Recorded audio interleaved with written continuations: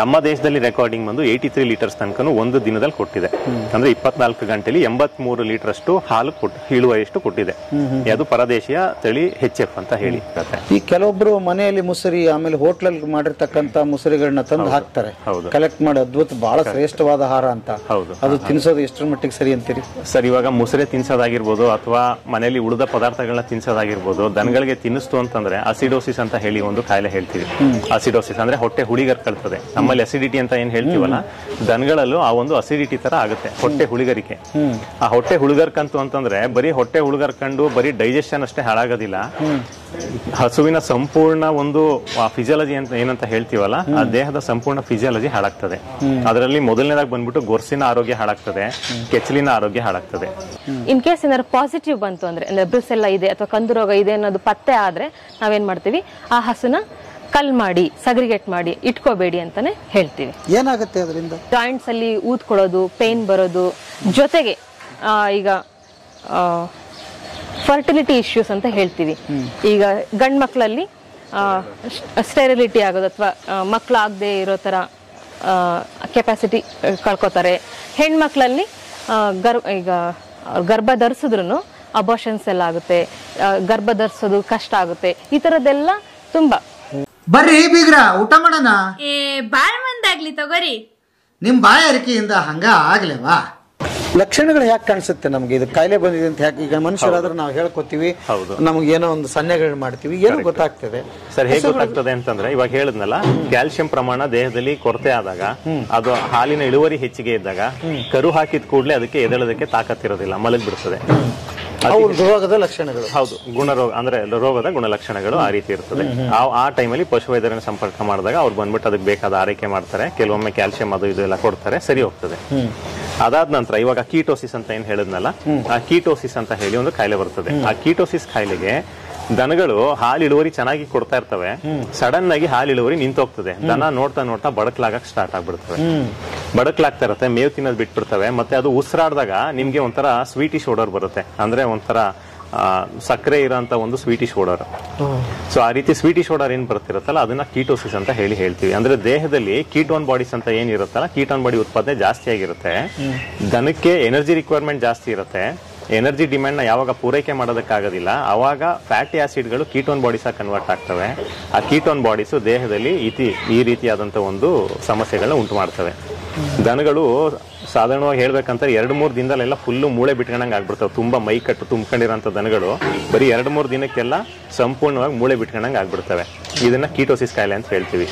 ಯಾವಾಗ ಮೇವು ತಿನ್ನೋದು ಬಿಡ್ತು, ದೇಹ ಒಂಥರ ಕುಂತುತ್ತಾ ಇದೆ ಅನ್ನೋ ಸಮಯದಲ್ಲಿ ಇಮಿಡಿಯೇಟ್ ಆಗಿ ಪಶುವೈದ್ಯರನ್ನ ಸಂಪರ್ಕ ಮಾಡ್ಲೇಬೇಕಾಗುತ್ತೆ. ಅದಕ್ಕೆ ಮನೆ ಮದ್ದು ಅದು ಇದು ಅಂತ ಮನೆ ಮದ್ದನ್ನ ಮಾಡ್ಬೋದು. ಆ ರೀತಿ ಒಂದು ಕಂಡೀಷನ್ಗೆ ಹೋದ್ಮೇಲೆ ಕಾಯಿಲೆನ ಗುಣಪಡಿಸಿ ನಂತರ ಮನೆ ಮದ್ದಿಗೆ ಹೋಗ್ಬೋದು. ಕಾಯಿಲೆನ ಗುಣಪಡಿಸದಲ್ಲೇ ಮನೆ ಮದ್ದನ್ನ ಮಾಡ್ತು ಅಂತಂದ್ರೆ ಗುಣ ಆಗೋದಿಲ್ಲ ಅವು. ಓಕೆ. ಈ ಕೆಲವು ಬಾರಿ ಈಗ ನಿಮ್ದೇ ಇದೆ, ಇದು ಆದಾಗ ಏನ್ ಕಾಯಿಲೆ ಬರುತ್ತೆ ಅಂತ ನೀವು ಊಹೆ ಮಾಡಬಲ್ರಿ, ಕೊಡವಲ್ರಿ? ಕೆಲವೊಂದಿಷ್ಟು ದನಗಳು ಹೊರಗಡೆ ಓಡಾಡಿ ಬರೋದಿರ್ತದೆ, ಆಹಾರ ತಿಂದು ಬಂದಿರುತ್ತೆ, ಅದಕ್ಕೆ ಏನಾಗಿದೆ ಅಂತ ಗೊತ್ತಾಗಲ್ಲ. ಅಂತ ಸಮಯಗಳಲ್ಲಿ ಏನ್ ಮಾಡೋದು? ಅಂದ್ರೆ ಫಿಸಿಯಾಲಜಿಕಲ್ ಡಿಸೀಸಸ್ ನ ಮುಗಿಸ್ಬಿಡ್ತೀನಿ ನಾನು ಮೊದಲನೇದಾಗಿ. ಇವಾಗ ಕೆಲವೊಂದು ದನಗಳು ಕರು ಹಾಕಿದ್ದಾದ್ಮೇಲೆ ಕೆಂಪಿಗೆ ಗಂಜಲಗಳು ಹೋಗ್ತದೆ, ಕೆಂಪಿಗೆ ಹಾಲು ಹೋಗುತ್ತೆ.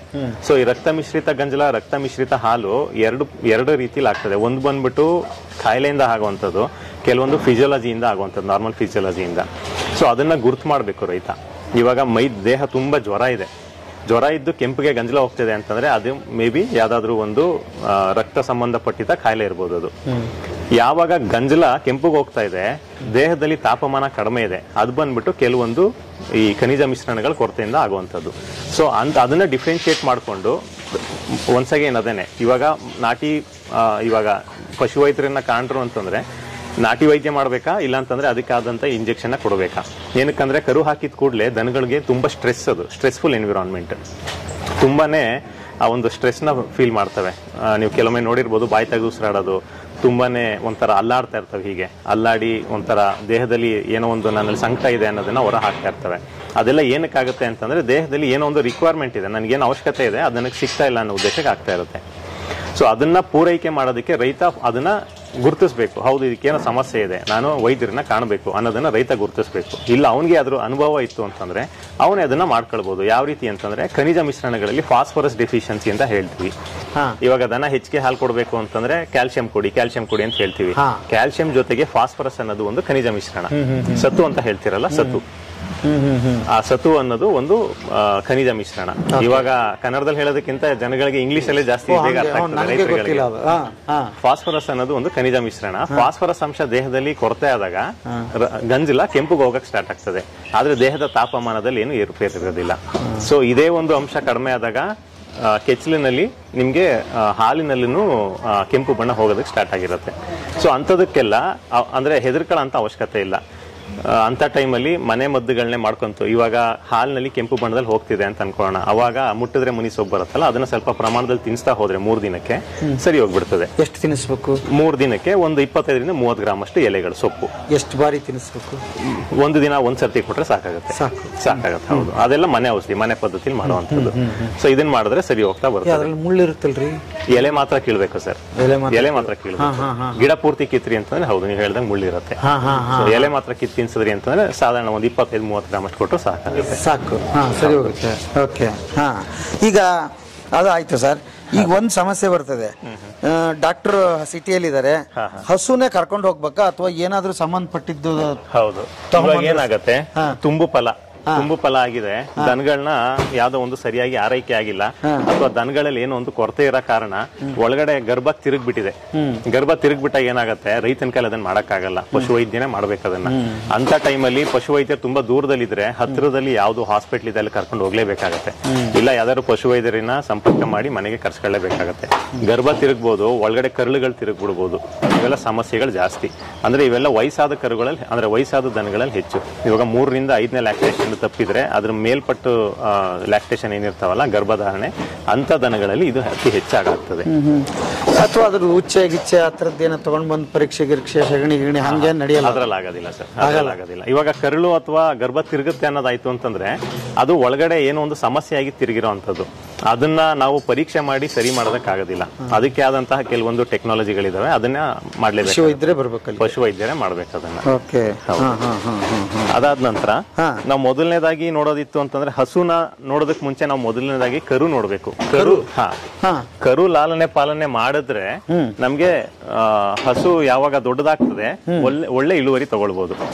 ನಾವು ಕರುವಿನ ಸಮಯದಲ್ಲಿ ನಾವು ಚೆನ್ನಾಗಿ ಸಾಕಾಣಿಕೆ ಮಾಡ್ಲಿಲ್ಲ ಅನ್ನೋದಾದ್ರೆ ದೊಡ್ಡದಾದ್ಮೇಲೆ ಅದು ಒಳ್ಳೆ ಹಸು ಆಗೋದಿಲ್ಲ. ಕಾರಣ ಏನಂತಂದ್ರೆ ಇವಾಗ ನಮ್ಮಲ್ಲಿ ಈ ಒಂದು ಪಡ್ಡೆನ ನೋಡ್ಬೋದು ನೀವು. ಈ ಒಂದು ಪಡ್ಡೆಗೆ ಇವಾಗ 7 ತಿಂಗಳು ವಯಸ್ಸು. ಸೊ ಇನ್ನು ಕೆಲವೊಬ್ರು ರೈತರುಗಳು ಇನ್ನೂ ಚೆನ್ನಾಗಿ ಸಾಕಾಣಿಕೆ ಮಾಡ್ಬೋದು, ಚೆನ್ನಾಗಿ ಹಾಲು ಕೊಟ್ಟು ಚೆನ್ನಾಗಿ ತಿಂಡಿ ಕೊಟ್ಟು ಎಲ್ಲ ಮಾಡ್ಬೋದು.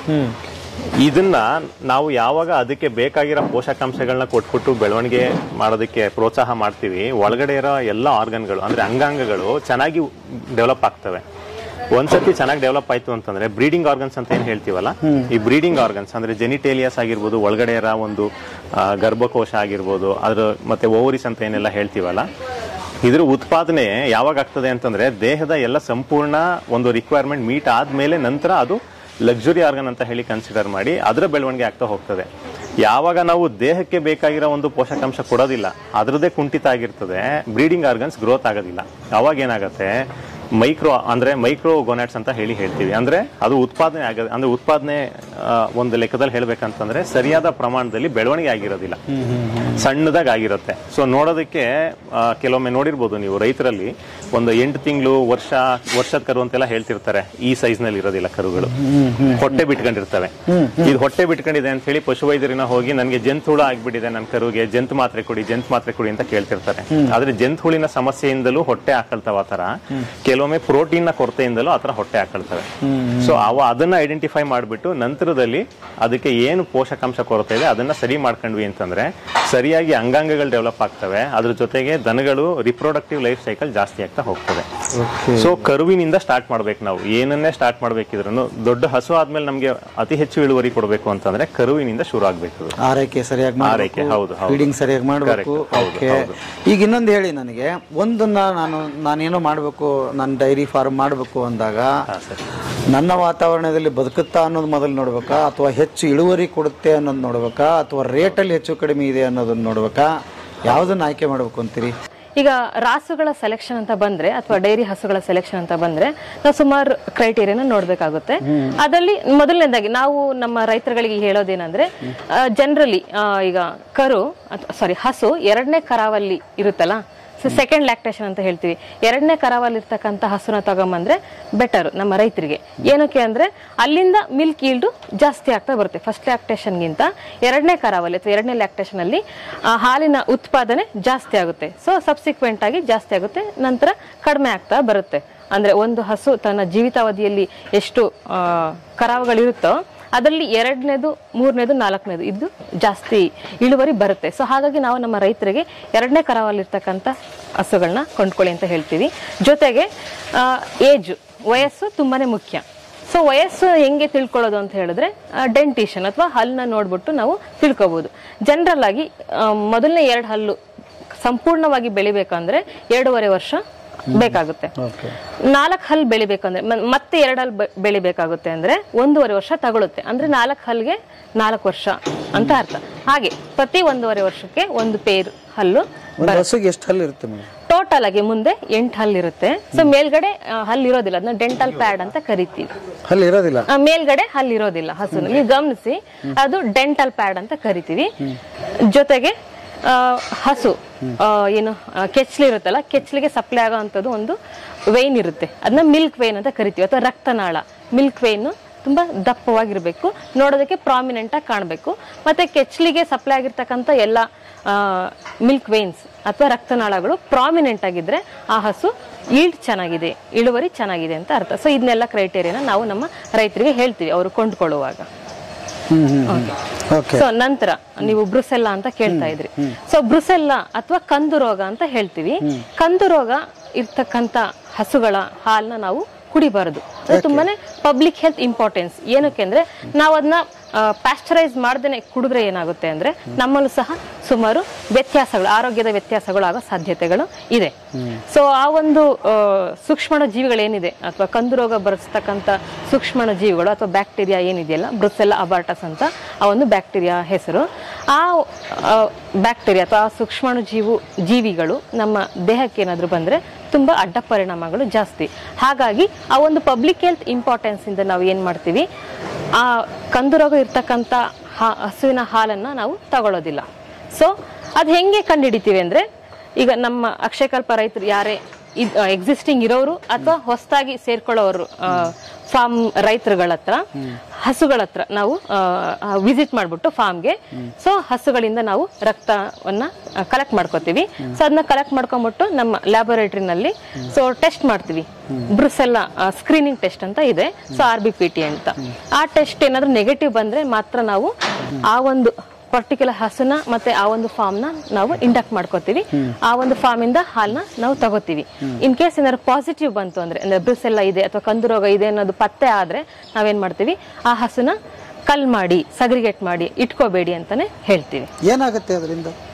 ಸೊ ಅಗೇನ್ ಪಬ್ಲಿಕ್ ನೀವು ಹೆಲ್ತ್ ಇಶ್ಯೂ ಅಂದ್ರಲ್ಲ, ಸೊ ಮನುಷ್ಯರಲ್ಲಿ ಏನಾಗುತ್ತೆ ಅಂದ್ರೆ ಆ ಒಂದು ಸೂಕ್ಷ್ಮಾಣು ಜೀವಿಗಳು ನಮ್ಮ ದೇಹಕ್ಕೆ ಸೇರ್ಕೊಂಡ್ಬಿಟ್ಟು, ಸೊ ಮೇನ್ ಆಗಿ ಅವು ಜನನಾಂಗಗಳಿಗೆ ಟಾರ್ಗೆಟ್ ಮಾಡ್ತೀವಿ, ಅಲ್ಲಿ ಅದು ಲೊಕೇಶನ್.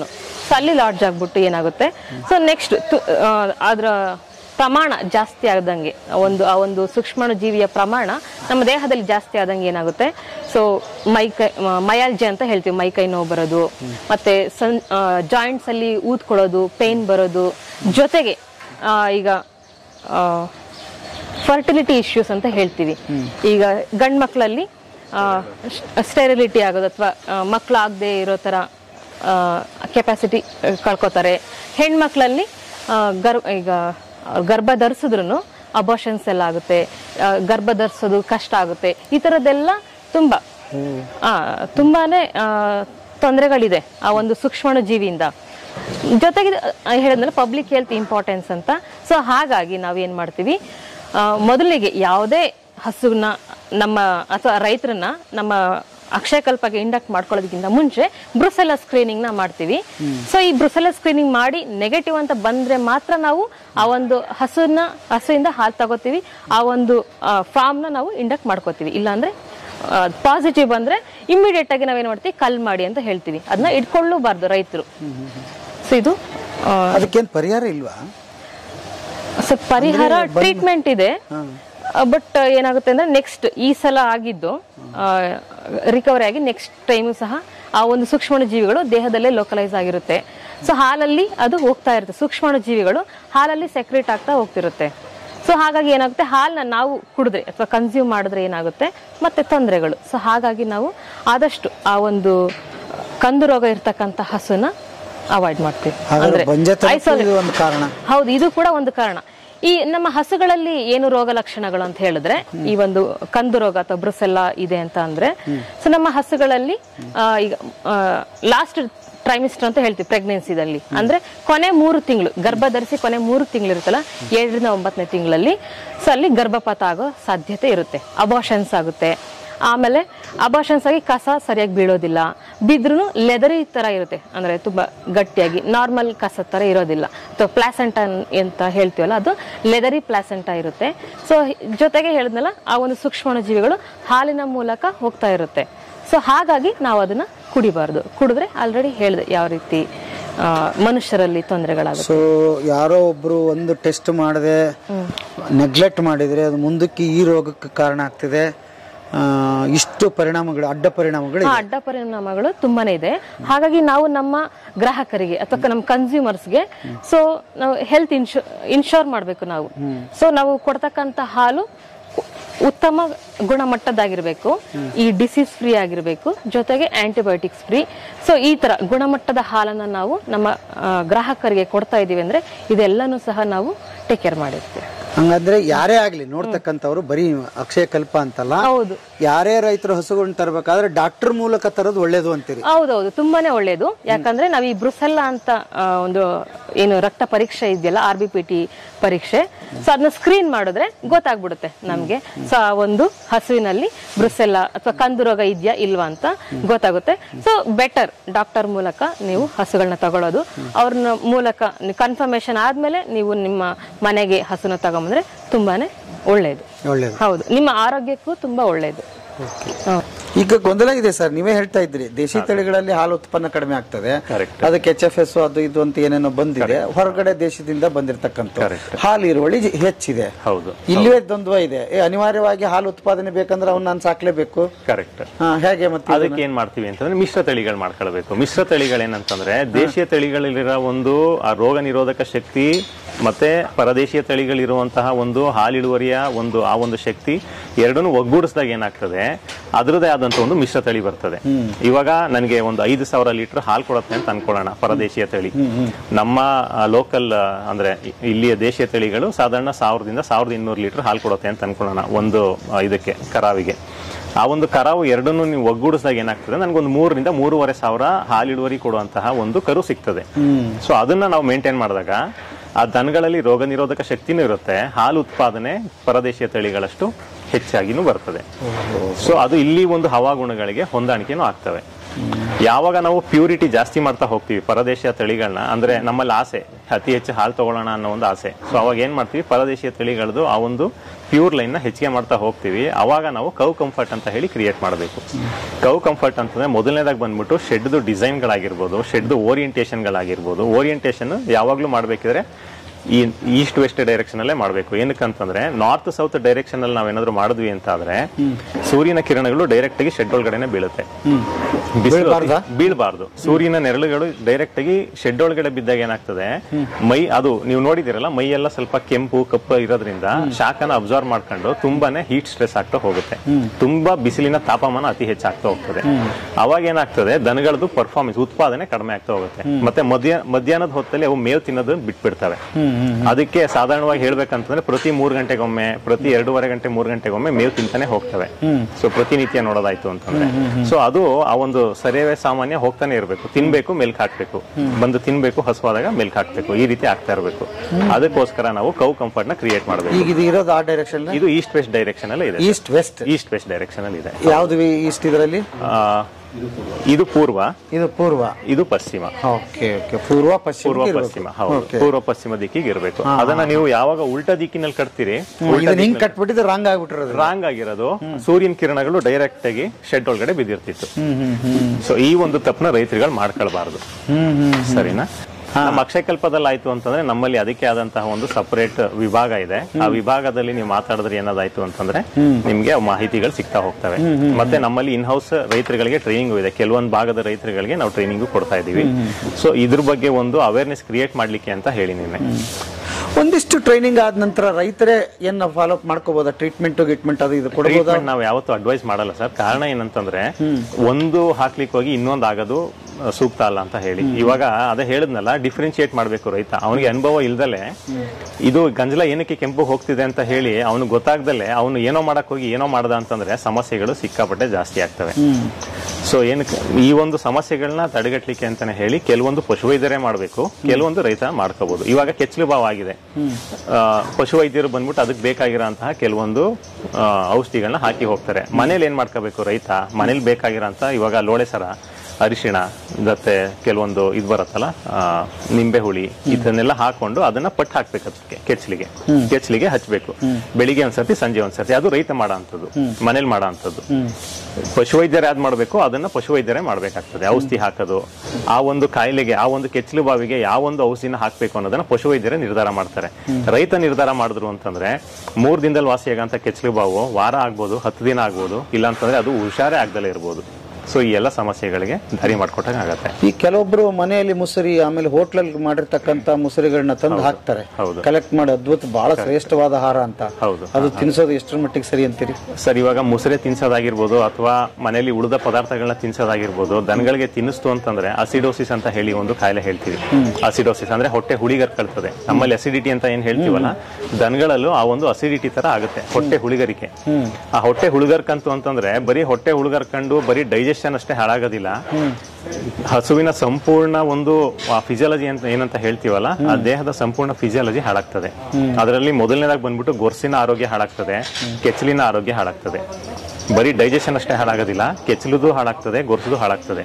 ಹಸುಗಳನ್ನ ನೋಡಿ ಗೊರ್ಸು ಎಲ್ಲ ಹಾಳಾಗಿರ್ತದೆ, ಕುಂಟದಕ್ಕೆ ಸ್ಟಾರ್ಟ್ ಮಾಡಿರ್ತವೆ. ಜೊತೆಗೆ ಮಧ್ಯದಲ್ಲಿ ಫೈಬ್ರೋಮ್ ಅಂತ ಹೇಳ್ತೀವಿ, ದುರ್ಮಾಂಸ. ಈ ಗೊರ್ಸಿನ ಮಧ್ಯೆ ದುರ್ಮಾಂಸ ಬೆಳೆದಿರುತ್ತೆ, ಆ ದುರ್ಮಾಂಸ ಎಲ್ಲ ಬೆಳೆದಿರುತ್ತೆ. ಆತರ ಒಂದು ಇದನ್ನ ಅದು ನೀವು ಉಳಿದ ಆಹಾರಗಳನ್ನ ತಿನ್ಸೋದಾಗಿರ್ಬೋದು, ಕಲ್ಗಚ್ಚು ಕುಡ್ಸೋದಾಗಿರ್ಬೋದು, ಆ ಪದ್ಧತಿ ಇರೋ ದನಗಳನ್ನ ಒಂದ್ಸರ್ತಿ ನೋಡಿ, ದುರ್ಮಾಂಸ ಬೆಳೆದಿರುತ್ತೆ. ಇಲ್ಲಾಂತಂದ್ರೆ ದನಗಳು ಕುಂಟ್ತಾ ಇರ್ತವೆ. ಇದೆಲ್ಲ ಬಂದ್ಬಿಟ್ಟು ಈ ಒಂದು ಸಮಸ್ಯೆಗೆ ಆಗಂತದ್ದು. ಹಾಗಾಗಿ ಅದನ್ನ ಮಾಡಬಾರ್ದು, ಆದಷ್ಟು ಮಾಡ್ಲೇಬಾರ್ದು. ಹೌದು, ಅದು ಈ ರೀತಿ ಒಂದು ಪರದೇಶೀಯ ತಳಿಗಳಲ್ಲಿ ಮಾಡ್ತು ಅಂತಂದ್ರೆ ಈ ಸಮಸ್ಯೆಗಳು ಕಟ್ಟಿಟ್ಟ ಬುತ್ತಿ. ಸೊ ಮಾಡೋದು ತುಂಬಾ ಕಡಿಮೆ ಮಾಡಬೇಕು. ಇನ್ನ ಗಬ್ಬಿರೋ ಟೈಮಲ್ಲಿ ಹೇಗೆ ನಿರ್ವಹಣೆ ಮಾಡಬೇಕು ಅಂತೀರಿ? ಗಬ್ಬ ಇರೋ ಟೈಮಲ್ಲಿ ಅದಕ್ಕೆ ಆದಂತಹ ಬಾಣಂತಿ ಆರೈಕೆಗಳಿರ್ತವೆ. ಆ ಬಾಣಂತಿ ಆರೈಕೆ ಮಾಡ್ಲಿಕ್ಕೆ ಕೆಲವೊಂದು ಸೂತ್ರಗಳಿದಾವೆ. ಇವಾಗ ನಾವು ದನ ಹಾಲು ಕೊಡ್ತಾ ಇದೆ, ಹಾಲ್ನ ನಿಲ್ಸಿದ್ವಿ ಅಂದ್ರೆ ಡ್ರೈ ಪೀರಿಯಡ್ ಅಂತ ಏನ್ ಹೇಳ್ತೀವಲ್ಲ, 7ನೇ ತಿಂಗಳಿಂದ 8.5 ತಿಂಗಳ ತನಕ ಡ್ರೈ ಪೀರಿಯಡ್ ಅಂತ ಹೇಳ್ತೀವಿ. 8.5 ತಿಂಗಳ ನಂತರ ಇವಾಗ ಕರು ಹಾಕ್ಲಿಕ್ಕೆ 15ರಿಂದ 20 ದಿನ ಇದೆ. ಕರು ಹಾಕಿದಾದ್ಮೇಲೆ 15ರಿಂದ 20 ದಿನದವರೆಗೂ ಅದನ್ನ ಟ್ರಾನ್ಸಿಷನ್ ಫೇಸ್ ಅಂತ ಹೇಳ್ತೀವಿ. ಅಂದ್ರೆ ಗರ್ಭ ಧರಿಸಿದ ನಂತರದಲ್ಲಿ ಕರು ಹಾಕತ್ತೆ, ಕರು ಹಾಕಿದ ನಂತರ ಹಾಲು ಕೊಡತ್ತೆ. ಸೊ ಹಾಲು ಕೊಡದಲೇ ಇರೋ ಒಂದು ಸಮಯದಿಂದ ಹಾಲು ಕೊಡುವ ಸಮಯ ತನಕ ಟ್ರಾನ್ಸಿಷನ್ ಫೇಸ್ ಅಂತ ಹೇಳ್ತೀವಿ. ಆ ಟ್ರಾನ್ಸಿಷನ್ ಫೇಸ್ ಅಲ್ಲಿ ಅದಕ್ಕೆ ಬೇಕಾದಂತಹ ಬಾಣಂತಿ ಆರೈಕೆ ಆಗ್ಬೇಕು. ಆ ಟೈಮ್ ಅಲ್ಲಿ ಕೆಲವೊಂದು ಈ ಡಯಟ್ರಿ ಆನಿಯೋನಿಕ್ ಕ್ಯಾಟಯೋನಿಕ್ ಬ್ಯಾಲೆನ್ಸ್ ಅಂತ ಕೆಲವೊಂದು ಉಪ್ಪುಗಳು ಬರ್ತವೆ. ಆ ಉಪ್ಪನ್ನ ತಿನ್ಸ್ಬೇಕಾಗತ್ತೆ. ಉಪ್ಪು ಅಂದ್ರೆ ಅದ್ರದೇ ಆದಂತಹ ಕೆಲವೊಂದು ಉಪ್ಪು, ಸಾಧಾರಣ ನಾವು ಅಡ್ಗೆಗೆ ಬಳಸ್ತೀವಲ್ಲ ಅಂತ ಉಪ್ಪಲ್ಲ, DCAD ಅಂತ ಹೇಳ್ಬಿಟ್ಟು ಕೆಲವೊಂದು ಉಪ್ಪುಗಳು ಬರ್ತವೆ. ಸೊ ಆ ಒಂದು ಉಪ್ಪುಗಳನ್ನ ತಿನ್ಸ್ಬೇಕಾಗತ್ತೆ.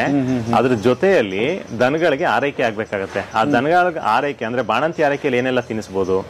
ಆ ಬಾಣಂತಿ ಆರೈಕೆ ಟೈಮಲ್ಲಿ ಕೊಬ್ಬರಿ ಉಂಡೆ, ಎಳ್ಳು ಮತ್ತೆ ಬೆಲ್ಲ, ಇದನ್ನ ನೀವು ಚಿಗಣಿ ತರ ಮಾಡ್ಬಿಟ್ಟು ಡೈಲಿ ಬೆಳಿಗ್ಗೆ ಒಂದು ಉಂಡೆ, ಸಂಜೆ ಒಂದು ಉಂಡೆ, ಸಾಧಾರಣ 100ರಿಂದ 150 ಗ್ರಾಮ್ ಇರೋಂತ ಒಂದು ಉಂಡೆನ ಬೆಳಿಗ್ಗೆ ಒಂದು ಉಂಡೆ, ಸಂಜೆ ಒಂದು ಉಂಡೆ ತಿನ್ನಿಸ್ತೀರಾ. ಅದ್ರ ಜೊತೆಗೆ DCAD ಸಾಲ್ಟ್ ನ ತಿನ್ನಿಸ್ತೀರಾ ಅನ್ನೋದಾದ್ರೆ ಆ ಒಂದು ಟೈಮಲ್ಲಿ ಕ್ಯಾಲ್ಸಿಯಂನ ಕೊಡೋಂಗಿಲ್ಲ. ಕೊಡ್ತು ಅಂತಂದ್ರೆ ತಿರ್ಗಾ ಹಾಲಿನ ಜ್ವರಕ್ಕೆ ಅದು ಎಡೆ ಮಾಡಿ ಕೊಡ್ತದೆ. ಸೊ ಇದನ್ನ ಇಷ್ಟು ಮಾಡ್ತಾ ಬಂದ್ರಿ ಅಂತಂದ್ರೆ ದನಗಳಲ್ಲಿ ಕರು ಹಾಕೋ ಟೈಮಲ್ಲಿ ದೇಹದಲ್ಲಿ ಶಕ್ತಿ ಇರುತ್ತೆ, ಜೊತೆಗೆ ಅದಕ್ಕೆ ಬೇಕಾದಂತ ಪೋಷಕಾಂಶಗಳನ್ನ ಹಿಡಿದಿಟ್ಕೊಂಡಿರುತ್ತೆ ದೇಹದಲ್ಲಿ. ಯಾವಾಗ ಸಡನ್ ಆಗಿ ಒಂದು ಎನರ್ಜಿ ಆಗಿರ್ಬೋದು, ಪ್ರೋಟೀನ್ ಆಗಿರ್ಬೋದು, ಅದ್ರದ್ದು ಅವಶ್ಯಕತೆ ಬರುತ್ತೆ, ಅದು ಅದನ್ನ ಬಳಕೆ ಮಾಡ್ತಾ ಹೋಗುತ್ತೆ. ಏನಕ್ಕೆ ಅದನ್ನ ಮಾಡ್ಬೇಕು ಅಂತಂದ್ರೆ ಕರು ಹಾಕೋ ಟೈಮಲ್ಲಿ ಅದಕ್ಕೆ ಸ್ಟ್ರೆಸ್ ಆಗ್ತದೆ. ಸಿಕ್ಕಾಪಟ್ಟೆ ಸ್ಟ್ರೆಸ್ ಆಗೋ ಕಾರಣ ಮೇವ್ನ ತಿನ್ನೋದು ಕಡಿಮೆ ಮಾಡುತ್ತೆ. ಇವಾಗ 15 kg ತಿನ್ನೋ ಮೇವು ಅಂದ್ರೆ ಡ್ರೈ ಮ್ಯಾಟರ್ ಅಂತ ಹೇಳ್ತೀವಲ್ಲ, 15 kg ಡ್ರೈ ಮ್ಯಾಟರ್ ತಿನ್ನೋ ಜಾಗದಲ್ಲಿ 8 kgನೇ ತಿನ್ಬೋದು, ಇಲ್ಲ ಇನ್ನೂ ಕಡಿಮೆನೆ ತಿನ್ಬೋದು. ಅಂತ ಟೈಮಲ್ಲಿ ಇಂಥ ಒಂದು ಚಿಗಣಿ ಉಂಡೆನ ತಿನ್ಸೋದ್ರಿಂದ ಏನಾಗುತ್ತೆ, ದೇಹಕ್ಕೆ ಬೇಕಾಗಿರೋ ಎನರ್ಜಿ ಸಿಗುತ್ತೆ, ಅದನ್ನ ಬಳಕೆ ಮಾಡ್ಕೊಂಡು ಅದು ನಮ್ಗೆ ಏನು ಒಂದು ಡಿಸೈರ್ಡ್ ಎಫೆಕ್ಟ್ ಏನ್ ಬೇಕಿರುತ್ತಲ್ಲ, ಇಳುವರಿ ಆಗಿರ್ಬೋದು ಅಥವಾ ಈಸಾಗಿ ಕರು ಹಾಕೊಳ್ಬೇಕು, ಅಂದ್ರೆ ಸಾಧಾರಣವಾಗಿ ಸುಲಭದಲ್ಲಿ ಕರು ಹಾಕೊಳ್ಬೇಕು, ಜೊತೆಗೆ ಸತ್ತೆ ಬೀಳ್ಬೇಕು, ಇದೆಲ್ಲದನ್ನು ಅದೇ ನೋಡ್ಕೊಳ್ತದೆ. ಅದಾದ ನಂತರನು ಸಾಧಾರಣವಾಗಿ 15 ದಿನದವರೆಗೂ ಇದನ್ನೇ ಫಾಲೋ ಮಾಡ್ತಾ ಹೋಗ್ಬೇಕು. ಸ್ವಲ್ಪ ಪ್ರಮಾಣದಲ್ಲಿ ತಿಂಡಿ ಕೊಡೋದಕ್ಕೆ ಸ್ಟಾರ್ಟ್ ಮಾಡಬೇಕು. ಈದ ನಂತರ ಅದಕ್ಕೆ ಮುಂಚೆ ನಾವು ತಿಂಡಿನ ಕಡಿಮೆ ಪ್ರಮಾಣದಲ್ಲಿ ಕೊಡ್ತಿರ್ತೀವಿ. ಏನಕ್ಕಂತಂದ್ರೆ ಹಾಲು ಇಳುವರಿ ಹೆಚ್ಚಿಗೆ ಆಗ್ಬಾರ್ದು ಅನ್ನೋ ಉದ್ದೇಶದಲ್ಲಿ. ಇಲ್ಲ ಅಂತಂದ್ರೆ ಲೀಕ್ ಇಟ್ಸ್ ಅಂತ ಹೇಳ್ತೀವಿ.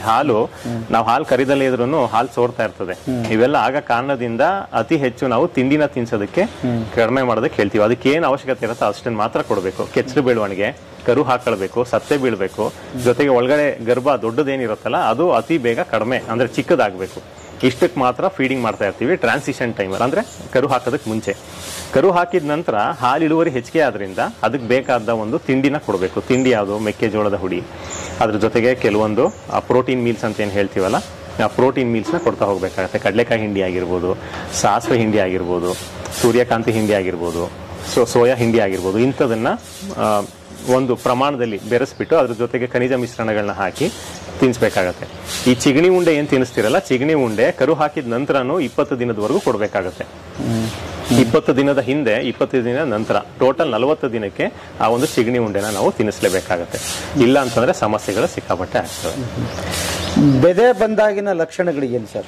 ಸರ್, ಬೆದೆ ಬಂದಾಗ ಏನಾಗ್ತದೆ, ಮೊದಲನೇ ಲಕ್ಷಣ ಅಂದ್ರೆ ರೈತ ಐಡೆಂಟಿಫೈ ಮಾಡೋ ಅನ್ಸೋದು, ಒಂದು ಹಸು ಇನ್ನೊಂದು ಹಸು ಮೇಲೆ ಎಗರ್ತಾ ಇರುತ್ತೆ, ಅದು ಮೊದಲನೇ ಲಕ್ಷಣ. ಇನ್ನೂ ಒಂದು ಮಡೆ ಆಡ್ತಾ ಇರುತ್ತೆ.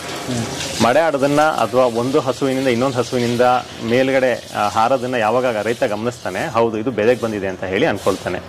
ಇನ್ನು ಕೆಲವೊಮ್ಮೆ ಏನಾಗ್ತವೆ, ಕೂಗ್ತವೆ, ಬೆಲೋಯಿಂಗ್ ಅಂತ ಹೇಳ್ತೀವಿ, ಕೂಗ್ತವೆ, ಅರ್ಚ್ತವೆ, ಅದನ್ನು ಒಂದು ಲಕ್ಷಣ, ಗುಣಲಕ್ಷಣ. ಸೊ ಅಂತ ಟೈಮಲ್ಲಿ ಅದಕ್ಕೆ ಅಂದ್ರೆ ಯಾರೆಲ್ಲ ಇನ್ಸೆಮಿನೇಷನ್ ಮಾಡೋ ಅಂತ ಇವರು ಟೆಕ್ನಿಷಿಯನ್ಗಳು ಇರ್ತಾರೆ, ಅಂತವ್ರನ್ನ ಕರೆದ್ಬಿಟ್ಟು ಐಡೆಂಟಿಫೈ ಮಾಡಿಸ್ಬಿಟ್ಟು ಸೆಮೆನ್ ಹಾಕ್ಸ್ಬೋದು. ಸೊ ಮತ್ತೆ ಫ್ರೀಕ್ವೆಂಟ್ ಯೂರಿನೇಷನ್ ಅಂತ ಹೇಳ್ತೀವಿ. ಗಂಜಲ ಸ್ವಲ್ಪನೇ ಹುಯ್ತಾ ಇರತ್ತೆ, ಅದನ್ನ ಗಮನಿಸಬಹುದು ರೈತ. ಮತ್ತೆ ತುಂಬಾ ಓಡಾಡ್ತವೆ. ಇವಾಗ ಸಾಧಾರಣ ಬೆದೆಗೆ ಬರದಲೆಯರ ಪಡ್ಡೆಗಳಿಗೆ ಅಂದ್ರೆ ಇದಕ್ಕೆ ದನಗಳಿಗೆ ಕಂಪೇರ್ ಮಾಡಿದ್ರೆ ಬೆದೆಗೆ ಬಂದಿರೋ ಅಂತ ದನಗಳು ಅತಿ ಹೆಚ್ಚು ಓಡಾಡ್ತವೆ. ಮತ್ತೆ ಫ್ರೀಕ್ವೆಂಟ್ ಯೂರಿನೇಷನ್ ಅಂತೀವಿ, ಸ್ವಲ್ಪ ಪ್ರಮಾಣದಲ್ಲಿ ಯೂರಿನ್ ಮಾಡ್ತಾನೆ ಹೋಗ್ತಿರ್ತವೆ. ಇದೆಲ್ಲ ಗುಣಲಕ್ಷಣಗಳು. ಓಕೆ, ಈಗ ಬೆದೆ ಬಂದ ಹೋರಿ ಹತ್ರ ಕರ್ಕೊಂಡು ಹೋಗ್ತಾರೆ, ಅದ್ರ ಗುಣಲಕ್ಷಣಗಳನ್ನು, ಅದರ ಆರೋಗ್ಯ, ಬಟ್ ಅದನ್ನೆಲ್ಲ ಗಮನಿಸಬೇಕಾಗ್ತದ ಅಥವಾ ಯಾವ್ದಂದ್ರೆ ಅದೇ ನಡೆಯುತ್ತಾ ಹೇಗೆ ಅಂತ? ಸರ್, ಯಾವುದೇ ಕಾರಣಕ್ಕೂ ಹೊರಗೆ ಸಾಕಿರುವಂತ ಹೋರಿಗಳಲ್ಲಿ ಸೆಮೆನ್ ವೀರ್ಯನ ಕೊಡಿಸೋದು ಅಂದ್ರೆ ನ್ಯಾಚುರಲ್ ಮೀಟಿಂಗ್ ಅಂತ ಏನ್ ಹೇಳ್ತೀವಿ, ಅದು ಮಾಡೋದು ಆ ಒಂದು ಪದ್ಧತಿ ಸ್ವಲ್ಪ ಇವತ್ತಿನ ಇದರಲ್ಲಿ ಕಷ್ಟದಾಯಕ, ಜೊತೆಗೆ ಸ್ವಲ್ಪ ಡೇಂಜರ್ಸ್ ಹೌದು. ಅದ್ರ ಮೇಲೆ ಸ್ವಲ್ಪ ಸಾಧಾರಣವಾಗಿ ಸಮಸ್ಯೆಗಳೇನಾಗ್ತವೆ ಅಂತಂದ್ರೆ, ಹೋರಿಗಳಲ್ಲಿ ಕೆಲವೊಂದು ಕಾಯಿಲೆಗಳು ಬರ್ತವೆ. ಕಮ್ಯುನಿಕೇಬಲ್ ಡಿಸೀಸ್ ಅಂತ ಹೇಳ್ತೀವಿ, ಸೆಕ್ಸುಯಲಿ ಕಮ್ಯುನಿಕೇಬಲ್ ಡಿಸೀಸ್ ಅಂತ ಹೇಳಿ. ಇವಾಗ STDs ಅಂತ ಏನ್ ಹೇಳ್ತೀವಲ್ಲ, STDs ಅಂತ, ಸೆಕ್ಸುಯಲಿ ಟ್ರಾನ್ಸ್ಮಿಟೆಡ್ ಡಿಸೀಸ್. ಇವಾಗ ಮನುಷ್ಯರಲ್ಲಿ ಆಯ್ತು ಅಂತಂದ್ರೆ ಏಡ್ಸ್ ಆಗಿರ್ಬೋದು, ಸಿಫಿಲ್ಸ್ ಆಗಿರ್ಬೋದು, ಇದೆಲ್ಲ ಬಂದ್ಬಿಟ್ಟು ಸೆಕ್ಸುಯಲಿ ಟ್ರಾನ್ಸ್ಮಿಟ್ ಆಗಂತ ಕೆಲವೊಂದು ಕಾಯಿಲೆಗಳು. ಅದೇ ರೀತಿ ಹೋರಿಗಳಿಂದ ಟ್ರಾನ್ಸ್ಮಿಟ್ ಆಗಂತ ಕೆಲವೊಂದು ಕಾಯಿಲೆಗಳಿದಾವೆ. ಬ್ರುಸೆಲ್ಲಾ ಆಗಿರ್ಬೋದು, ಕ್ಯಾಂಪೈಲೋ ಬ್ಯಾಕ್ಟೀರಿಯಾ ಆಗಿರ್ಬೋದು, ಟ್ರೈಕೋಮೊನಾಸ್ ಆಗಿರ್ಬೋದು, ಟ್ಯೂಬರ್ಕುಲೋಸಿಸ್ ಆಗಿರ್ಬೋದು, ಜೋನ್ಸ್ ಡಿಸೀಸ್ ಆಗಿರ್ಬೋದು, IBR ಅಂತ ಹೇಳ್ತೀವಿ, ಇನ್ಫೆಕ್ಷಿಯಸ್ ಬೋವೈನ್ ರೈನೋಟ್ರೈಕೈಟಿಸ್ ಅಂತ ಹೇಳಿ. ಇವೆಲ್ಲ ಹೋರಿಗಳಿಂದ ಹಸುವಿಗೆ ಟ್ರಾನ್ಸ್ಮಿಟ್ ಆಗ್ಬಿಡ್ತವೆ. ಆ ಉದ್ದೇಶಕ್ಕೆ ನಾವು ಏನ್ ಮಾಡಿದ್ದಾರೆ ಸರ್ಕಾರದವರು, ಅದಕ್ಕೆ ಆದಂತಹ ಕೆಲವೊಂದು ಸೆಮೆನ್ ಸ್ಟೇಷನ್ ಅಂತ ಮಾಡಿದ್ದಾರೆ. ಆರೋಗ್ಯವಾಗಿ ಇರೋಂತ ಹೋರಿಗಳನ್ನ ಹಿಡ್ಕೊಂಡು ಅದರಲ್ಲಿ ವೀರ್ಯನಳಿಕೆಗಳನ್ನ ತಯಾರು ಮಾಡಿ ಅದನ್ನ ದನಗಳು ಬೆದೆಗೆ ಬಂದಾಗ ಇನ್ಸೆಮಿನೇಟ್ ಮಾಡಬೇಕು ಅಂತ ಹೇಳಿ. ಸೊ ಇಷ್ಟನ್ನು ಟೆಸ್ಟ್ ಮಾಡ್ತು ಅಂತಂದ್ರೆ ನಾನು ನ್ಯಾಚುರಲ್ ಸರ್ವಿಸ್ ಮಾಡಿಸಬಹುದು, ನ್ಯಾಚುರಲ್ ಆಗಿ ನಾನು ಮೀಟಿಂಗ್ ಮಾಡಿಸಬಹುದು. ಇಷ್ಟು ಟೆಸ್ಟ್ ಆಗ್ಲಿಲ್ಲ, ನಾನು ಹಾಗೆ ನ್ಯಾಚುರಲ್ ಮೀಟಿಂಗ್ ಮಾಡಿಸ್ತೀನಿ ಅಂತಂದ್ರೆ ಅದು ಸಮಸ್ಯೆ. ಹಸುಗಳಿಗೂ ಸಮಸ್ಯೆ, ಹಸುವಿನಿಂದ ಮನುಷ್ಯರಿಗೂ ಸಮಸ್ಯೆ. ಬ್ರುಸೆಲ್ಲಾ ಅನ್ನೋದು ಹಸುವಿನಿಂದ ಮನುಷ್ಯರಿಗೂ ಬರ್ತದೆ, ಟ್ಯೂಬರ್ಕುಲೋಸಿಸ್ ಮನುಷ್ಯರಿಗೆ ಹರಡ್ತದೆ. ಸೊ ಇವೆಲ್ಲ ಸ್ವಲ್ಪ ಸಮಸ್ಯೆಗಳು. ಸೊ ಹಾಗಾಗಿ ನ್ಯಾಚುರಲ್ ಸರ್ವಿಸ್ ನ ಆದಷ್ಟು ಅವಾಯ್ಡ್ ಮಾಡಿಸಬೇಕು. ಇಲ್ಲ ಅಂತಂದ್ರೆ ಪ್ರತಿ 6 ತಿಂಗಳು ಅಥವಾ ವರ್ಷಕ್ಕೊಮ್ಮೆ ಈ ಒಂದು ಕಾಯಿಲೆಗಳಿಗೆ ಟೆಸ್ಟ್ ಮಾಡಿಸಬೇಕು. ನ್ಯಾಚುರಲ್ ಸರ್ವಿಸ್ ಮಾಡಿಸ್ತೀವಿ ಅನ್ನೋದಾಯ್ತು ಅಂತಂದ್ರೆ. ಈಗ ಕೆಲವೊಂದ್ಸರಿ ಏನೂ ಆಗಿಲ್ಲ ಅನ್ಕೊಳ್ಳೋಣ, ರೆಗ್ಯುಲರ್ ಆಗಿ ಟೆಸ್ಟ್ಗಳು ಮಾಡಿಸ್ತಾನೆ ಇದ್ರು ಒಳ್ಳೇದು ಅಂತೀರಿ? ಮಾಡಿಸ್ಬೇಕು ಸರ್, ಅಲ್ವಾ? ಹೌದು. ಏನಕ್ಕಂತಂದ್ರೆ ಆರೋಗ್ಯ ಸರಿಯಾಗಿದೆಯಾ ಸರಿಯಾಗಿಲ್ವಾ ಅಂತ ತಿಳ್ಕೊಳ್ಳೋದು ಅತಿ ಅವಶ್ಯಕ. ಸರಿಯಾಗಿ ಇರ್ಲಿ ಇಲ್ದಲ್ಲೇ ಇರ್ಲಿ ಅದು ಹೇಗೆ ಗೊತ್ತಾಗ್ತದೆ? ಟೆಸ್ಟ್ ಮಾಡಿಸೋದ್ರ ಮುಖಾಂತರನೇ ಗೊತ್ತಾಗಂತದ್ದು. ಸರಿಗಿತ್ತು ಅಂತಂದ್ರೆ ಬಳಕೆ ಮಾಡೋಣ, ಸರಿಗಿಲ್ಲ ಅಂತಂದ್ರೆ ಅದಕ್ಕೆ ಬೇಕಾದ ಕೆಲವೊಂದು ಆಕ್ಷನ್ ತಗೊಳ್ಳೋಣ. ನಾರ್ಮಲ್ ಟೆಸ್ಟ್ ಅಂದ್ರೆ ಏನೇನ್ ಮಾಡ್ತೀರಿ? ದನಗಳಲ್ಲಿ ನಾರ್ಮಲ್ ಇವಾಗ ಬ್ರೀಡಿಂಗ್ ಬುಲ್ಸ್ಗೆ ಅಂತ ಹೇಳಿ ಟೆಸ್ಟ್ ಮಾಡಬೇಕು ಅಂತಂದ್ರೆ ಇವಾಗ ಹೇಳಿದ್ನಲ್ಲ ಕ್ಯಾಂಪೈಲೋಬ್ಯಾಕ್ಟೀರಿಯಾ, ಟ್ರೈಕೋಮೋನಾಸ್, IBR ಟೆಸ್ಟಿಂಗ್ ಆಗುತ್ತೆ, ಬ್ರುಸೆಲ್ಲಾ ಟೆಸ್ಟಿಂಗ್ ಆಗುತ್ತೆ, ಟ್ಯೂಬರ್ಕುಲೋಸಿಸ್ ಮತ್ತೆ ಜೋನ್ಸ್ ಡಿಸೀಸ್ ಅಂತ ಹೇಳಿ ಟೆಸ್ಟಿಂಗ್ಗಳಾಗ್ತವೆ. ಅದ್ರ ಜೊತೆಗೆ ಕೆಲವೊಂದು ವಂಶವಾಹಿ ಕಾಯಿಲೆಗಳು ಬರ್ತವೆ, ಜೆನೆಟಿಕ್ ಡಿಸೀಸ್ ಟೆಸ್ಟಿಂಗ್ ಅಂತ ಹೇಳಿ ಜೆನೆಟಿಕ್ ಡಿಸೀಸ್ ಟೆಸ್ಟಿಂಗ್ನು ಮಾಡಬೇಕಾಗತ್ತೆ. ಅದು ಅಂದ್ರೆ ವಯಸ್ಸಿನ ಅಂದ್ರೆ ಆ ಒಂದು ಇದರಲ್ಲಿ ಅಂದ್ರೆ ಜೀವಿತಾವಧಿಲಿ ಒಮ್ಮೆ ಮಾತ್ರ ಮಾಡುವಂಥದ್ದು ಜೆನೆಟಿಕ್ ಡಿಸೀಸ್ ಟೆಸ್ಟಿಂಗು. ಈ ಕಾಯಿಲೆಗಳೇನೆಲ್ಲ ಇದಾವಲ್ಲ ಕಾಯಿಲೆಗಳು ವರ್ಷಕ್ಕೊಮ್ಮೆ ಮಾಡಬೇಕಾಗತ್ತೆ. ಸರಿನಾ? ಜೆನೆಟಿಕ್ ಡಿಸೀಸ್ನ ವರ್ಷ ಅಂದ್ರೆ ಜೀವಿತಾವಧಿಲಿ ಒಮ್ಮೆ ಮಾತ್ರ ಮಾಡ್ತೀವಿ. ಮತ್ತೆ ಕಾಯಿಲೆಗಳೇನೆಲ್ಲ ಇರ್ತಾವಲ್ಲ ಕಾಯಿಲೆಗಳನ್ನ ಮಾಡೋದು ಪ್ರತಿ ವರ್ಷಕ್ಕೊಮ್ಮೆ ಮಾಡಬೇಕಾಗತ್ತೆ. ಕೆಲವೊಂದು ಕಾಯಿಲೆಗಳು ಅಂತ ನೋಡೋದಾಯ್ತು ಅಂತಂದ್ರೆ ಈ ಒಂದು ಫಿಸಿಯೋಲಾಜಿಕಲ್ ಡಿಸೀಸಸ್ ಬಿಟ್ಟು ಕೆಲವೊಂದು ಕಾಯಿಲೆಗಳು ಬರ್ತವೆ. ಸೊಳ್ಳೆಗಳಿಂದ ಹರಡೋದಾಗಿರ್ಬೋದು ಅಥವಾ ಮೈ ಮೇಲಿರೋ ಉಣ್ಣೆಗಳಿಂದ ಆಗಿರ್ಬೋದು. ಈ ಕೆಲವೊಂದು ಕಾಯಿಲೆಗಳನ್ನ ಆ ಒಂದು ಕಾಯಿಲೆಗಳು ಸೀಸನಲ್ ಅಂತ ಹೇಳ್ತೀವಿ. ಸೀಸನಲ್ ಅಂತಂದ್ರೆ ಆ ಒಂದು ಪರ್ಟಿಕ್ಯುಲರ್ ಟೈಮ್ಗೆ ಬರೋಂಥವು. ಇವಾಗ ಬೇಸಿಗೆಗಾಲ ಶುರು ಆಗ್ತಾ ಇದೆ. ಬೇಸಿಗೆಗಾಲದಲ್ಲಿ ಎಪಿಮೀರಲ್ ಫೀವರ್ ಅಥವಾ ಸೆಲೆ ಅಂತ ಹೇಳ್ತೀವಿ ಆಡು ಭಾಷೆಯಲ್ಲಿ. ಆ ಸೆಲೆ ಅಂತಂದ್ರೆ ನಮ್ಮಲ್ಲಿ ಚಿಕನ್ಗುನಿ ಆಗತ್ತಲ್ಲ ಮನುಷ್ಯರಲ್ಲಿ, ಅದೇ ರೀತಿ ದನಗಳಲ್ಲಿ ಕೈ ಕಾಲು ಹಿಡ್ಕೊಳ್ಳುತ್ತೆ. ಓಡಾಡೋದಕ್ಕೆ ಭಾರಿ ಕಷ್ಟ ಆಗುತ್ತೆ. ಮತ್ತೆ ದೇಹದ ತಾಪಮಾನ ಅತಿ ಹೆಚ್ಚಿರುತ್ತೆ. 103, 104, 105 ಡಿಗ್ರಿ ಸೆಲ್ಸಿಯಸ್ ಅಷ್ಟಾಗಿರುತ್ತೆ. 105 ಡಿಗ್ರಿ ಫ್ಯಾರನ್ಹೀಟ್ ಅಷ್ಟು ಆಗಿರುತ್ತೆ. ಸೊ ಈ ಒಂದು ಕಾಯಿಲೆಗಳ ಗುಣಲಕ್ಷಣಗಳು ಯಾವ ರೀತಿ ಇರ್ತವೆ ಅಂತಂದ್ರೆ ರೈತರುಗಳು ಅವು ದನ ಓಡಾಡಕ್ ಆಗ್ತಾ ಇಲ್ಲ, ಮೇವು ತಿನ್ನೋದು ಬಿಟ್ಟಿದೆ, ಅತಿ ಹೆಚ್ಚು ತಾಪಮಾನ ಇದೆ. ಹೌದು, ಪಶುವೈದ್ಯರನ್ನ ಕಾಣಬೇಕು. ಅದಕ್ಕೆ ಬೇಕಾದ ಸರಿಯಾದ ಆರೈಕೆ. ಪಶುವೈದ್ಯರು ಸರಿಯಾದ ಟೈಮಲ್ಲಿ ಸಿಗ್ಲಿಲ್ಲ ಅನ್ನೋ ಪಕ್ಷದಲ್ಲಿ ಮನೇಲಿರೋಂಥ ಜ್ವರದ ಮಾತ್ರೆಗಳನ್ನಾದ್ರೂ ಅದಕ್ಕೆ ತತ್ತು ಕ್ಷಣದಲ್ಲಿ ಕೊಡ್ತು ಅಂತಂದ್ರೆ ಈ ಒಂದು ಸೆಲೆಯ ಒಂದು ಪ್ರಮಾಣ ಕಡಿಮೆ ಆಗುತ್ತೆ. ಯಾವ ಜ್ವರದ ಮಾತ್ರೆ? ಪ್ಯಾರಾಸಿಟಮಾಲ್ ಆಗಿರ್ಬೋದು, ನಾವು ತಗೊಳ್ಳೋ ಅಂತದನ್ನೇ ಆ ಒಂದು ದೇಹದ ಒಂದು ತೂಕಕ್ಕೆ ಅನುಗುಣವಾಗಿ ಇವಾಗ 1 kgಗೆ ಒಂದು 10 mg ಅಂತ ಅನ್ಕೊಂಡ್ ಕ್ಯಾಲ್ಕುಲೇಟ್ ಮಾಡ್ತು ಅಂತಂದ್ರೆ ಒಂದು 500 kg ತೂಕ ಬರುತ್ತೆ. ಸೊ 10 mg ಅಂತಂದ್ರೆ ಸಾಧಾರಣ ಒಂದು 5 ರಿಂದ 6 ಮಾತ್ರೆಗಳು ಕೊಡ್ಬೇಕಾಗ್ಬೋದು ಒಂದು ಹೊತ್ತಿಗೆ. ಅಂದ್ರೆ ಪಶುವೈದ್ಯರದು ಮಾತನ್ನ ಕೇಳಿನೇ ನಂತರ ಕೊಡ್ಬೇಕಾಗತ್ತೆ. ಸೊ ಅಂದ್ರೆ ಈ ಒಂದು ಡೋಸೇಜ್ ಹೇಳ್ತಿರೋ ಉದ್ದೇಶ ಏನು ಅಂತಂದ್ರೆ ಜಸ್ಟ್ ಮನೇಲಿ ಇಲ್ದಲೇ ಇರೋ ಟೈಮಲ್ಲಿ ಅಥವಾ ವೈದ್ಯರನ್ನ ಯಾವಾಗ ಸಿಗೋದಿಲ್ಲ ನಮ್ಗೆ ಅಂತ ಟೈಮಲ್ಲಿ ಸಡನ್ ಆಗಿ ಬೇಕಾಗತ್ತೆ ಅನ್ನೋ ಒಂದು ಉದ್ದೇಶಕ್ಕೆ ಹೇಳ್ತಾ ಇರೋದು. ಮುಟ್ಟಿ ನೋಡಿದ್ರೆ ಏನಾದ್ರೂ ಗೊತ್ತಾಗುತ್ತೆ ಸರ್. ಬಾಯಿಲೆಲ್ಲ ಫುಲ್ ಜೆಲ್ ಸುರಿಸ್ತಾ ಇರುತ್ತೆ. ಮತ್ತೆ ದೇಹ ತಾಪಮಾನ ತುಂಬಾ ಅತಿ ಹೆಚ್ಚಿರೋದ್ರಿಂದ ಮೂಗೆಲ್ಲ ಒಣಗಿರುತ್ತೆ. ತೇವ ಇರೋಂತ ಮೂಗೆಲ್ಲ ಒಣಗಿರುತ್ತೆ. ಅತಿ ಹೆಚ್ಚು ಜೆಲ್ ಸುರಿಸ್ತಾ ಇರುತ್ತೆ. ಜೊತೆಗೆ ಓಡಾಡೋದಕ್ಕಾಗೋದಿಲ್ಲ. ಅಂತದನ್ನ ಸೆಲೆ ಅಂತ ಹೇಳಿ ನಾವು ಹೇಳ್ಬೋದು. ಅದಾದ ನಂತರ ಇವಾಗ ಕಾಮಾಲೆ ಕಾಯಿಲೆ ಅಂತ ಹೇಳಿ ಬರುತ್ತೆ. ಇದಕ್ಕೂ ಕಾಮಾಲೆ ರೋಗ ಬರ್ತದೆ. ಆ ಕಾಮಾಲೆ ರೋಗದಲ್ಲಿ ಥೈಲೇರಿಯಾ ಅಂತ ಹೇಳಿ ಒಂದು ಕಾಯಿಲೆ ಬರುತ್ತೆ. ಆ ಕಾಯಿಲೆಯಿಂದ ಬರೋಂಥದ್ದು ಒಂದು ಕಾಯಿಲೆ ಇದೆ. ಅದು ಕರು ಹಾಕಿದ 1-1.5 ತಿಂಗಳು ಒಳಗಡೆ ಬರೋಂಥ ಕಾಯಿಲೆ. ಸ್ಟ್ರೆಸ್ ಇಂದ ಬರುವಂತ ಕಾಯಿಲೆ. ಅಂದ್ರೆ ನಮ್ಮಲ್ಲಿ ಮಲೇರಿಯಾ ಅಂತ ಏನ್ ಹೇಳ್ತೀವಲ್ಲ ಅದೇ ತರದ್ದು ಇದರಲ್ಲಿ ಥೈಲೇರಿಯಾ ಅಥವಾ ಅನಾಪ್ಲಾಸ್ಮಾ, ಬೆಬಿಷಿಯಾ ಅಂತೆಲ್ಲ ಹೇಳ್ತೀವಿ. ಬೆಬಿಷಿಯಾ ಆಯ್ತು ಅಂತಂದ್ರೆ ಗಂಜಲ ಒಂಥರ ಕಾಫಿ ಡಿಕಾಕ್ಷನ್ ಕಲರ್ ಅಲ್ಲಿ ಹೋಗ್ತಿರುತ್ತೆ. ಸೊ ಅದು ಬೆಬಿಷಿಯಾ ಅಂತ ಹೇಳಿ ಅದಕ್ಕೆ ಬೇಕಾದಂತ ಸಪರೇಟ್ ಆಗಿ ಒಂದು ಅಂದ್ರೆ ಔಷಧಿ ಪದ್ಧತಿ ಇದೆ. ಥೈಲೇರಿಯಾ ಅಥವಾ ಅನಾಪ್ಲಾಸ್ಮಾ ಅಂತ ಏನಿದೆಯಲ್ಲ ಅದಕ್ಕೆ ಆದಂತ ಒಂದು ಔಷಧಿ ಪದ್ಧತಿಗಳಿದಾವೆ. ಅದು ಪಶುವೈದ್ಯರೇ ಮಾಡೋ ಅಂಥದ್ದು. ಜ್ವರಕ್ಕೂ ಅದಕ್ಕೂ ಸಂಬಂಧ ಇರೋದಿಲ್ಲ. ಸೊ ಸೆಲೆ ಅನ್ನೋದಾಯ್ತು ಅಂತಂದ್ರೆ ಬರೀ ರೈತರುಗಳನ್ನೇ ನೋಡ್ಕೊಂಡು ಆ ಒಂದು ಕ್ಷಣಕ್ಕೆ ಏನ್ ಬೇಕೋ ಅದನ್ನ ಮಾಡ್ಬಿಡ್ಬೋದು. ನಂತರ ರೈತರು ಬಂದು ಅದಕ್ಕೆ ಏನ್ ಬೇಕಾಗಿರುತ್ತೆ, ವೈದ್ಯರು ಬಂದ್ಬಿಟ್ಟು ಅದಕ್ಕೆ ಏನ್ ಬೇಕಾಗಿರುತ್ತೆ ಅದನ್ನ ಕೊಡ್ತಾರೆ. ಕೆಲವೊಂದು ಕಾಯಿಲೆಗಳು ಬರ್ತಾವಲ್ಲ ಅದು ಹೇಳಿದ್ನಲ್ಲ, ಹಿಮೋಪ್ರೋಟೋಸೋಲ್ ಡಿಸೀಸಸ್ ಅಂತೀವಿ ಇಂಗ್ಲಿಷ್ನಲ್ಲಿ. ಅದನ್ನ ಡಾಕ್ಟರ್ ಬಂದೇನೆ ಅದನ್ನ ನೋಡಿ ರಕ್ತ ಪರೀಕ್ಷೆ ಮಾಡಿ ನಂತರ ಕೊಡಬೇಕಾಗತ್ತೆ. ಹಾಗೆ ಸುಮ್ಮನೆ ರ್ಯಾಂಡಮ್ ಆಗಿ ಕೊಡೋದಕ್ಕೆ ಬರೋದಿಲ್ಲ ಆ ಒಂದು ಔಷಧಿಗಳನ್ನೆಲ್ಲ. ಈ ಡೆಲಿವರಿ ಟೈಮಲ್ಲಿ ಕೆಲವೊಂದ್ಸರಿ ರಾತ್ರಿ ಆಗ್ಬಿಡುತ್ತೆ, ಡಾಕ್ಟರ್ ಒದಗೋದಿಲ್ಲ. ಅವ್ರು ಮಾಡ್ಕೊಳ್ಳೋದು ಎಷ್ಟು ಸಮಂಜಸ ಅಥವಾ ಡಾಕ್ಟರ್ ಬೇಕಾಗುತ್ತೆ ಅಂತೀರಾ? ಅನುಭವಿ ಪ್ರಸೂತಿ ಮಾಡೋಂತ ತಜ್ಞರು ಯಾರಾದ್ರೂ ಇದ್ರೆ ಮಾಡಿಸ್ತಾರೆ ಸರ್. ಅದನ್ನ ಅಲ್ಗಳಿಯಕ್ ಆಗೋದಿಲ್ಲ. ಏನಕ್ಕಂದ್ರೆ ಪ್ರತಿ ಒಂದು ಸಮಯದಲ್ಲೂ ಪಶುವೈದ್ಯರು ಅಥವಾ ಯಾರಾದ್ರೂ ಅದ್ರ ಬಗ್ಗೆ ತಿಳುವಳಿಕೆ ಇರೋರು ಸಿಗ್ತಾರೆ ಅನ್ನೋದು ಸ್ವಲ್ಪ ಕಷ್ಟ ಸಾಧ್ಯ. ಯಾವಾಗ ಕಾಲುಗಳು ಹೊರಗಡೆ ಬಂದಿದ್ದಾವೆ, ತಲೆ ಸ್ವಲ್ಪ ಸಾಧಾರಣವಾಗಿ ಆಚೆ ಈಚೆ ತಿರುಗಿದೆ ಅಂತದನ್ನೆಲ್ಲ ರೈತರುಗಳನ್ನೇ ಸ್ವಲ್ಪ ಕೈ ಹಾಕಿ ಎಳೆದು ಬಿಡ್ಬೋದು. ಯಾವಾಗ ಕೈ ಕಾಲುಗಳು ತುಂಬಾ ಒಳಗಡೆ ಇದಾವೆ, ಸಿಗ್ತಾ ಇಲ್ಲ, ತುಂಬಾನೇ ಹಿಂಸೆ ಪಡ್ತಾ ಇದೆ ಹಸು, ಗರ್ಭಕೋಶ ತಿರುಗಿಬಿಟ್ಟಿದೆ, ಈ ತರದೆಲ್ಲ ಸಮಸ್ಯೆಗಳಿಗೆ ಯಾರಾದ್ರೂ ಸ್ವಲ್ಪ ಅನುಭವಿ ವೈದ್ಯರಿದ್ರೇನೆ ಸ್ವಲ್ಪ ಅನುಕೂಲ ಆಗಂಥದ್ದು. ಸೊ ಅದಕ್ಕೆ ರೈತರು ಮಾಡೋ ಅಂಥದ್ದು ಅದೇ, ತಲೆ ಸ್ವಲ್ಪ ಕೈ ಹಿಂಗೆ ಮಡ್ಚ್ಕೊಂಡಿರ್ಬೋದು ಅಥವಾ ಕೈ ಹೀಗೆ ಮಡ್ಚ್ಕೊಂಡಿರುತ್ತೆ ಅಥವಾ ತಲೆ ಸ್ವಲ್ಪ ಆಚೆ ಈಚೆ ತಿರುಗಿರುತ್ತೆ ಅಂತವನ್ನೆಲ್ಲ ರೈತರೇ ಮಾಡ್ಕೊಳ್ಬೋದು. ಸ್ವಲ್ಪ ಅನುಭವ ಇರಬೇಕು, ಧೈರ್ಯ ಬೇಕು ಮಾಡೋದಕ್ಕೆ. ಮತ್ತೆ ಕೆಲವೊಮ್ಮೆ ಕರುಗಳು ತುಂಬಾ ದಪ್ಪ ಕರುಗಳಿರ್ತವೆ, ಒಳಗಡೆ ನೀರು ಕುಡಿದ್ಬಿಟ್ಟಿರೋ ಕರುಗಳಿರ್ತವೆ. ಸೊ ಇಂಥ ಸಮಸ್ಯೆ ಯಾವಾಗ ಇರ್ತದೆ ಅಂತ ಟೈಮಲ್ಲಿ ಯಾರಾದ್ರು ಅನುಭವಿ ಇರೋ ಅಂಥವ್ರನ್ನ ನಾವು ಅವಲಂಬಿಸಲೇಬೇಕಾಗ್ತದೆ. ಹೌದು. Okay sir, thank you. ಇಷ್ಟೊತ್ತು ಒಳ್ಳೆ ಮಾಹಿತಿ ಕೊಟ್ರಿ. ನನಗೆ ಸುಮಾರು ಪ್ರಶ್ನೆಗಳಿತ್ತು, ಇನ್ನೇನನ್ನು ವೀಕ್ಷಕರು ಬಿಟ್ಟಿದ್ದೀನಿ ಅಂತ ಗೊತ್ತಿಲ್ಲ. ಸರ್ ನಿಮ್ ನಂಬರ್ ಹೇಳ್ಬೋದಾ ಏನಾದ್ರು? ನಂಬರ್ ತಗೊಳ್ಳಿ. ನಂದು ನಂಬರ್ 9481 775 771. ಈಗ ಯಾರಾದ್ರೂ ಫೋನ್ ಮಾಡ್ಬೋದಾ ತಮ್ಗೆ?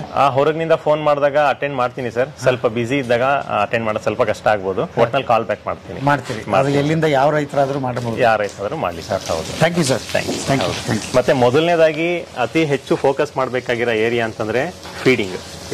ಮೇವು ಹೇಗೆ ತಿನ್ನಿಸ್ಬೇಕು. ಇವಾಗ ನಮ್ಮಲ್ಲಿ ನೋಡ್ಬೋದು ನೀವು, ನಮ್ಮಲ್ಲಿ ಗ್ರೂಪಿಂಗ್ ಗಳಿದಾವೆ. ಇವಾಗ ಈ ಒಂದು ಗ್ರೂಪ್ ಇದೆ, ಅದಾದ ನಂತರ ಚೈನ್ ಲಿಂಕ್ ಮೆಶ್ ಆದ ನಂತರ ಒಂದು ಗ್ರೂಪ್ ಇದೆ. ಅಂದ್ರೆ ಇವೆಲ್ಲ ಏನಂತಂದ್ರೆ ಅತಿ ಹೆಚ್ಚು ಹಾಲು ಕರಿಯಂತ ಗ್ರೂಪ್, ಕಡಿಮೆ ಅದಕ್ಕಿಂತ ಸ್ವಲ್ಪ ಪ್ರಮಾಣದಲ್ಲಿ ಕಡಿಮೆ ಹಾಲು ಕರಿಯಂತ ಗ್ರೂಪ್, ಅದಾದ ನಂತರ ಪಡ್ಡೆಗಳು, ಮತ್ತೆ ಡ್ರೈ ಇರೋಂಥ ದನಗಳು, ಮತ್ತೆ ಈ ಕಡೆ ನೋಡಿದ್ರಿ ಅಂತಂದ್ರೆ ಬಾಣಂತಿಗಳು, ಈ ಕಡೆ ನೋಡಿದ್ರಿ ಅಂತಂದ್ರೆ ಕರುಗಳು ಮತ್ತೆ ಪಡ್ಡೆಗಳು. ಸೊ ಈ ರೀತಿ ಗ್ರೂಪಿಂಗ್ ಮಾಡ್ಕೊಂಡಾಗ ಅದಕ್ಕೆ ಬೇಕಾಗಿರೋಂಥ ಮೇವನ್ನ ಒದಗಿಸ್ಬೋದು ನಾವು. ಯಾವಾಗ ಇದಕ್ಕೆ ಹಾಕ ಮೇವನೆ ನಾನು ಅಂದ್ರೆ ಅತಿ ಹೆಚ್ಚು ಹಾಲು ಕರಿಯಂತ ದನಕ್ಕೆ ಕೊಡೋ ಮೇವನ್ನೇ ಯಾವಾಗ ನಾನು ಕಡಿಮೆ ಹಾಲು ಕೊಡೋ ದನಕ್ಕೆ ನಾನು ಆ ಮೇವನ್ನೇ ತಿನ್ನಿಸ್ತೀನಿ, ದನಗಳು ಒಬೇಸ್ ಆಗ್ತವೆ. ಒಬೇಸ್ ಅಂತಂದ್ರೆ ದಡುತಿ ಆಗ್ತವೆ, ಸರಿಯಾಗಿ ಬೆದೆಗೆ ಬರೋದಿಲ್ಲ, ಕನ್ಸೀವ್ ಆಗೋದಿಲ್ಲ, ಜೊತೆಗೆ ಫ್ಯಾಟಿ ಲಿವರ್ ಅಂತ ಏನ್ ಹೇಳ್ತೀವಲ್ಲ ಆ ಒಂದು ಸಮಸ್ಯೆಗಳು ಜಾಸ್ತಿ. ಅದಕ್ಕೆ ಆ ಒಂದು ದನಕ್ಕೆ ಅವಶ್ಯಕತೆ ಇರೋ ಅಂತದನ್ನ ಆ ಒಂದು ಇಳುವರಿ ಇರೋ ದನಕ್ಕೆ ತಿನ್ನಿಸ್ಬೇಕು. ಅದಕ್ಕೆ ತಿನ್ಸ ಅಂತ ಮೇವನ್ನ ತಂದ್ಬಿಟ್ಟು ಅತಿ ಹೆಚ್ಚು ಹಾಲು ಕೊಡೋ ದನಗಳಿಗೆ ತಿನ್ಸಿದಾಗ ಏನಾಗ್ತದೆ ಅಂತಂದ್ರೆ ಇದ್ರದ್ದು ಬಾಡಿ ಅಂದ್ರೆ ನೀವು ಹೇಳಿದ್ರಲ್ಲ ವೀಕ್ ಆಗ್ತಾ ಹೋಗ್ತದೆ. ಸೊ ಇಳುವರಿನೂ ಕಡಿಮೆ ಆಗುತ್ತೆ, ವೀಕ್ ಆಗ್ತಾ ಹೋಗ್ತವೆ. ಸೊ ಇದೆಲ್ಲ ಸಮಸ್ಯೆ ಇರೋದ್ರಿಂದ ಗ್ರೂಪಿಂಗ್ ಮಸ್ಟ್ ಅಂಡ್ ಶುಡ್ ಇರಬೇಕು ಸರ್. ಅಂದ್ರೆ ದನಗಳಿಗೆ ಅದ್ರದ್ದು ರಿಕ್ವೈರ್ಮೆಂಟ್ ತಕ್ಕಂಗೆ ನಾವು ತಿನ್ನಿಸ್ತಾ ಹೋಗ್ಬೇಕು. ಅದ್ರ ಅವಶ್ಯಕತೆ ಏನಿದೆ ಅದ್ರ ಪ್ರಕಾರವಾಗಿ ತಿನ್ನಿಸ್ತಾ ಹೋಗ್ಬೇಕು. ಅವಾಗ್ಲೇನೆ ಒಂದು ಒಳ್ಳೆ ಕಾಂಪ್ರಹೆನ್ಸಿವ್ ಪ್ರಾಫಿಟೇಬಲ್ ಡೈರಿ ಫಾರ್ಮ್ ನ ನಡೆಸಲಿಕ್ಕೆ ಸಾಧ್ಯ. ಮತ್ತೆ ಅದರಿಂದ ಉತ್ಪಾದನೆ ಆಗಂತ ಇನ್ನೊಂದು ಉಪ ಉತ್ಪಾದನೆ ಸಗಣಿ ಮತ್ತೆ ಗಂಜಲದಿಂದ ಏನೆಲ್ಲ ನಾವು ಬಳಕೆ ಮಾಡ್ಕೋಬಹುದು ಅನ್ನೋದನ್ನ ರಘುರಾಮ್ ಸರ್ ನಿಮಗೆ ಹೇಳ್ತಾ ಹೋಗ್ತಾರೆ. ಯಾವ ರೀತಿ ನಾವು ಬಯೋಗ್ಯಾಸ್ ಮಾಡ್ತೀವಿ, ಅದರಿಂದ ನಾವು ಯಾವ ರೀತಿ ಒಂದು ಫಾಸಿಲ್ ಫ್ಯೂಲ್ಸ್ ಅಂತ ಏನ್ ಹೇಳ್ತೀವಲ್ಲ, ಲಿಕ್ವಿಡ್ ಪೆಟ್ರೋಲಿಯಂ ಗ್ಯಾಸ್, ಅದನ್ನ ನಾವು ಯಾವ ರೀತಿ ಡಿಪೆಂಡೆನ್ಸಿ ಕಡಿಮೆ ಮಾಡ್ಕೊಳ್ಬಹುದು ದಿನನಿತ್ಯ ಬಳಕೆಯಲ್ಲಿ, ಇದ್ರ ಬಗ್ಗೆ ಎಲ್ಲ ರಘುರಾಮ್ ಸರ್ ಹೇಳ್ತಾ ಹೋಗ್ತಾರೆ. So thank you sir.